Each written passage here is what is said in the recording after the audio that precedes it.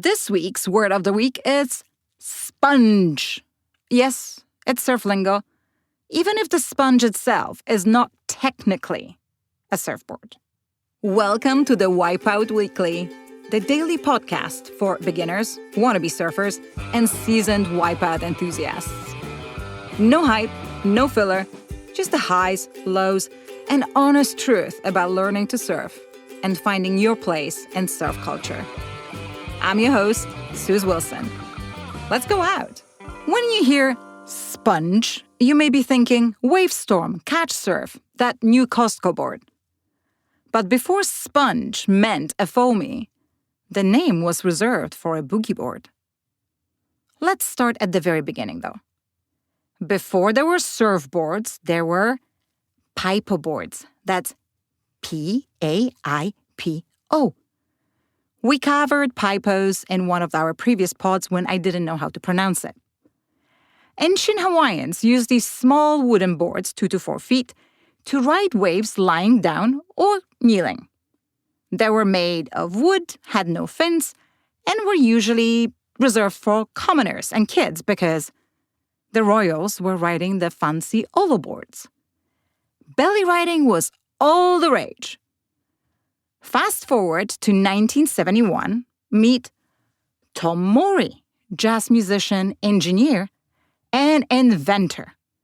One day, on the beach in Kona, Hawaii, Tom grabs a piece of polyethylene foam, cuts it into a rectangle, irons the edges flat, and boom! He invents the boogie board. He's a jazz musician, so he named it after boogie-woogie music, if you must know. That very same day, he rides it. It works. It's light, soft, cheap, and easy to use.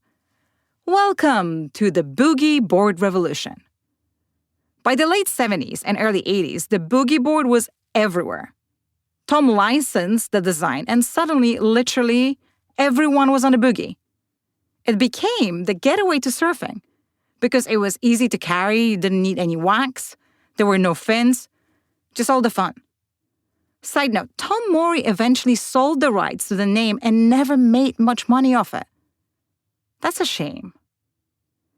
In the 1980s and 90s, boogie boarding evolves into bodyboarding, an actual hardcore sport. Riders like Mike Stewart and Ben Severson start paddling into some serious, heavy waves like pipeline heavy. They pull into barrels.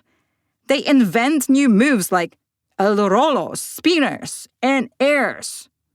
This is now serious business with its own pro tour. You've seen the board. It's short, soft, and made of foam, usually with a slick plastic bottom for speed. It's shaped with a nose rails, the edges, a wide tail, and often has channels underneath for control. Sizes vary based on your height and weight, but it usually hits around your belly button when upright. You'll need fins. Bodyboard fins are short and stiff, like swim fins, built for speed and control in the water. You'll need them to paddle into waves and kick through currents, especially if you're not wearing a leash. But there is the leash. It's coiled and attached to your wrist or bicep. You might be wondering why I am talking about bodyboarding at all. This is a surfing podcast. Well, I have recently come to a conclusion. If all beginners started as bodyboarders, we would have progressed faster. Because we'd understand the waves better before even attempting the goddamn pop-up. In case you were interested, not all bodyboarding is riding prone. You can actually ride bodyboard standing up or drop knee, making it an even closer discipline to surfing than you might have imagined. And that's all for today. Check out the Wipeout Weekly for our free newsletter, more stories and ways to connect with us. Thanks for listening. See you tomorrow for more of the Wipeout Weekly.